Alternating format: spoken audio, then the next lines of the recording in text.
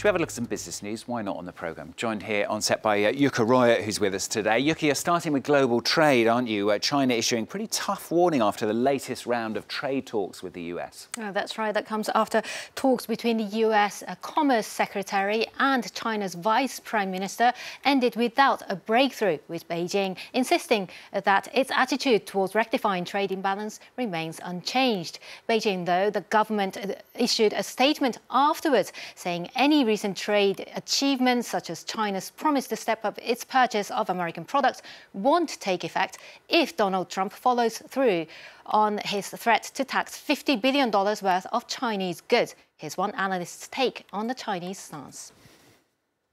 The one prerequisite is that we hope that the US side will not go back to the starting point of adding additional tariffs on Chinese products. If that happens, the basis of the consensus reached between China and the United States will no longer exist. Well, trade also dominated talks at the G7 finance ministers meeting in Canada over the weekend. The United States was singled out by some of its closest allies over its decision to impose heavy tariffs on metal imports. Many ministers voiced their dismay, saying the new duties will undermine open trade and weaken confidence in the global economy. French Finance Minister Bruno Le Maire warned Washington only had a few days left to avert a global trade war. The EU, Japan, Mexico and Canada are among those threatening retaliatory tariffs, with Canada's Prime Minister going as far as calling the US move an insult.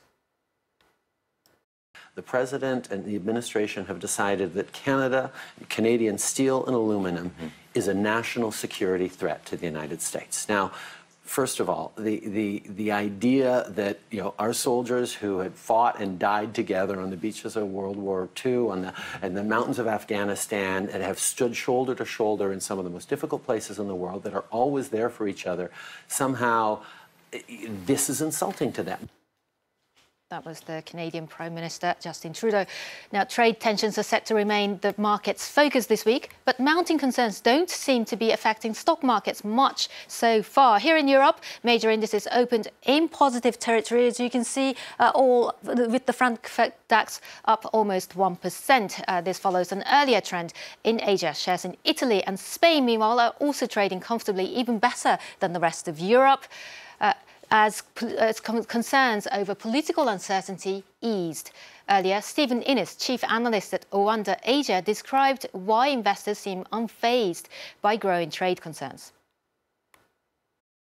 I think the issue at hand here is, it's like we've been down this path for a while. We've gone through this tit-for-tat cycle. Is it going to fully escalate into full-out trade war globally? I think the market's probably convinced itself that it's not. So I think investors are also following that tune. Institutional investors continue to buy these dips. The risk appetite seems like it's coming to the fore today, so therefore the markets are trading very comfortably. In other news, Japan's finance minister is giving back a year's worth of salary over a cronyism scandal that's been rocking Japanese politics for months.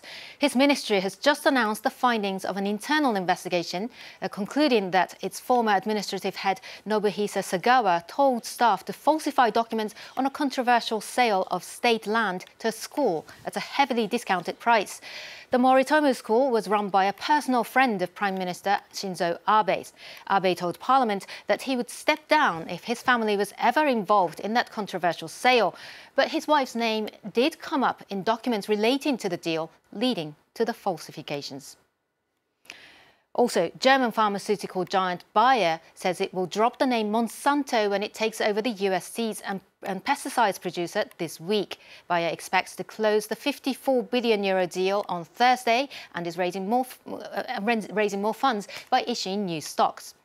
Originally announced in September 2016, the deal is being finalised following the US government's approval. Environmentalists, though, are unhappy with the deal, fearing that it will give too much power to the world's leading manufacturers of genetically modified foods and the controversial weed killer glyphosate. And that wraps up the business news for now. Thank you very much, Yuka. Yuka with Business of France 24.